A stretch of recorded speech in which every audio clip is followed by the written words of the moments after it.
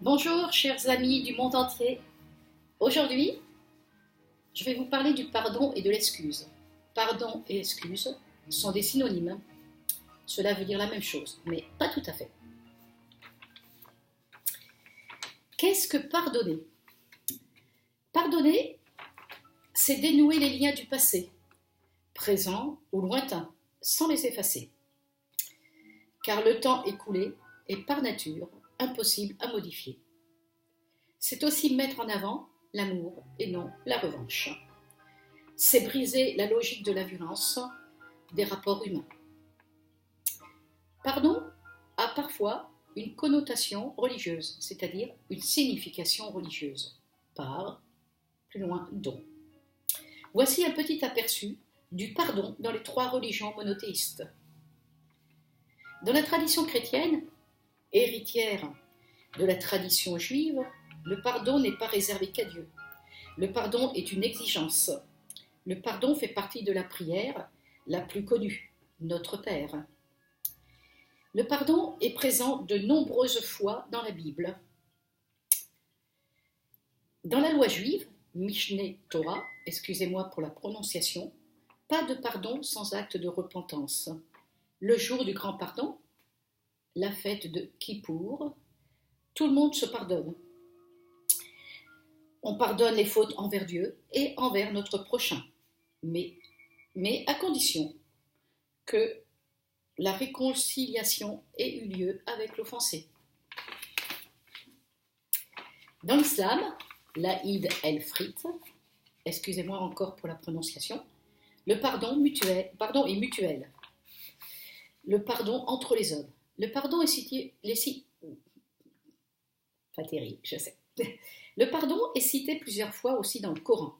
Jamais donné gratuitement, mais gagné par la repentance et la prière. Pour les fautes religieuses, le pardon à l'homme est possible uniquement si la faute est réparée. Revenons au pardon dans le sens général.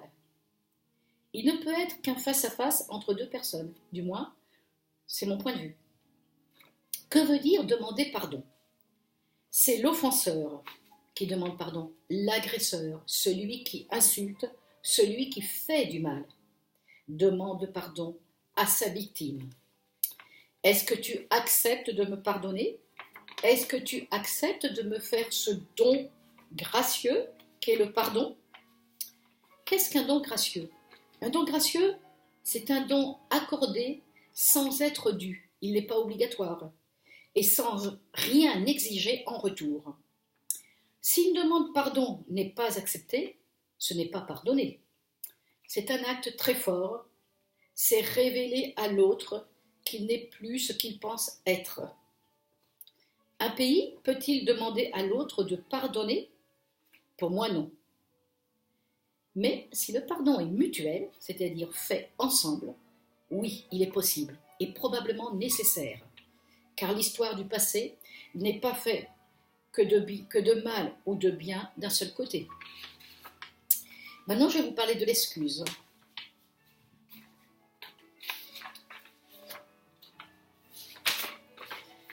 L'excuse serait-elle un pardon laïque? Oui, pour moi, en réfléchissant bien, l'excuse est un pardon laïque. Qu'est-ce que s'excuser? S'excuser, c'est se dédouaner, faire oublier un mauvais passé. Si dans une demande d'excuse il y a une arrière-pensée d'en tirer des avantages, il ne faut pas y accéder. Pour être valable, les excuses doivent être en cascade. Exemple, si les Français s'excusent pour l'Algérie, l'Algérie ne doit-elle pas s'excuser auprès des Turcs, les Turcs auprès des Romains, les Anglais auprès des Français? Je pense à Jeanne d'Arc. Faut-il passer son temps à se justifier d'avoir résisté? Et là, j'ai une pensée toute personnelle pour les poilus, dont mon grand-père faisait partie. Les poilus, les soldats français de 14-18. Je pense aussi aux harkis, les Algériens, les soldats algériens de l'armée française. L'excuse n'empêchera jamais le doute et l'analyse. Chaque pays a son histoire, mais nous n'avons pas tous le même livre d'histoire.